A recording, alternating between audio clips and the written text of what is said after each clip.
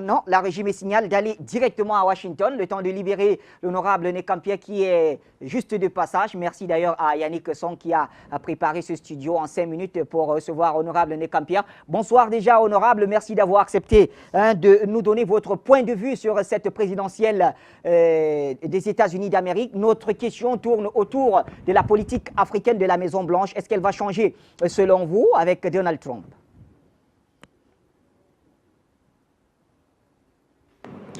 Déjà, bonjour Bachir, bonjour à tous les plateaux, plateau de Djamena, plateau de Douala, plateau de Yaoundé. De l'élection de Donald Trump comme le 45e président élu des États-Unis d'Amérique, aujourd'hui, il y a quelques enseignements que l'on pourrait en tirer.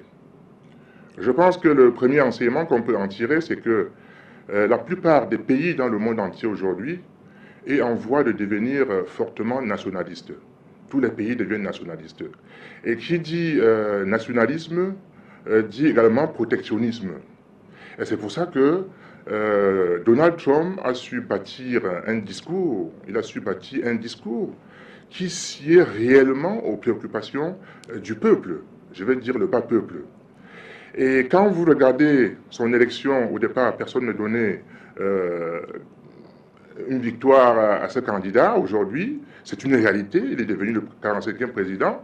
C'est parce que Donald Trump, contrairement à ce que beaucoup pensent, s'adresse réellement au bas peuple. Et vous savez, le bas peuple, c'est eux qui constituent la majorité de l'électorat. Vous avez récemment suivi en Europe le Brexit, qui a été également une grande surprise.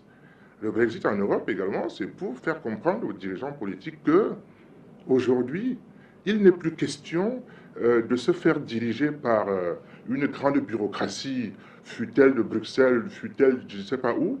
Les gens aujourd'hui sont jaloux de leur liberté, jaloux de leur nationalité et jaloux, bien sûr, de leur souveraineté.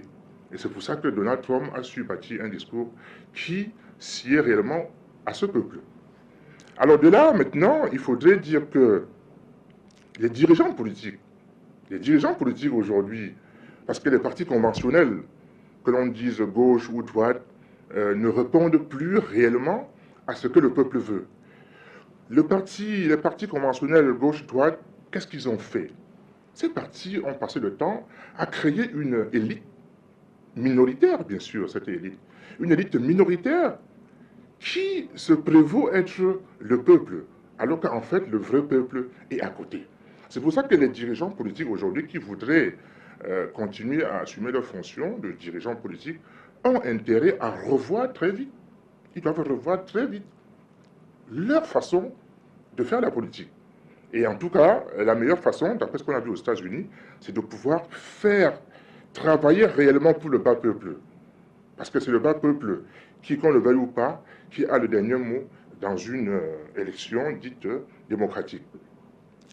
La deuxième chose qu'il faudrait souligner, c'est que le président Donald Trump, en campagne, pendant et avant, il a dit que s'il était président, il va se rapprocher de la Russie et de la Chine.